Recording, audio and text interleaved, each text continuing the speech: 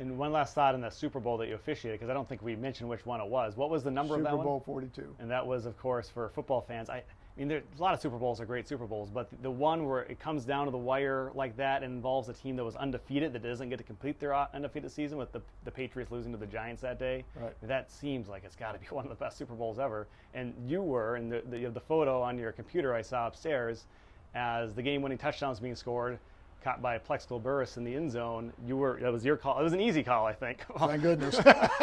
I think you told me the story that as that play was happening. You've got to be.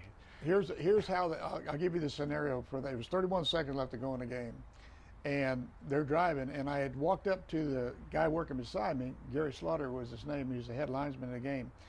And to be a good official, you got to understand what's going on in the game. You know formations, you know what plays are run, you know what things going on during the game. And to be good, you can anticipate some things. So I walked up to him a couple, 3 plays before that touchdown play, and I said, Gary, I said, they're going to throw that fade pattern over there in that corner before this is over. I said, it's going to happen. I said, listen, I only need you to do one thing. I said, you watch and make sure the ball's not bobbled. I said, I'll have the feet, I'll have inbounds, outbound, I'll have everything else. I said, you just let me know if there's a bobble. And if it does happen and we get that play, I said, we're ready to go for it. We'll be able to handle it no matter what it said. He said, okay, why did you think that? I said, I just been watching this game, as you know, and I got a feeling. Lo and behold, with 31 seconds left, Burris goes out. He gives a little move to the inside. The defensive back bit. He turns and comes over there. And you can feel things, you know, because you're watching the receiver. And it was a situation where I had a chance to look up for a second to see what the ball was coming, because he wasn't covered tightly at that point. If not, I've got to stay my eyes on him. And here it come. It came right in his lap. He caught it 2 steps. Boom! It was over.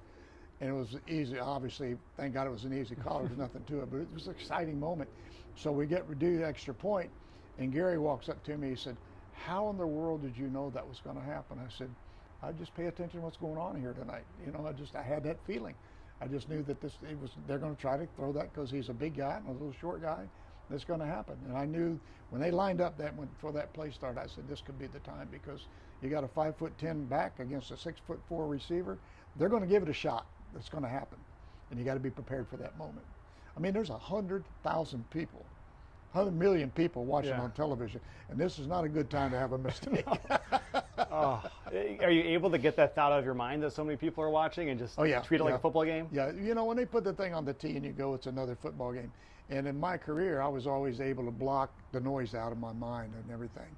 And I tell people this, that when I have a real close play on the sideline, I could literally slow it down in my mind when it happened.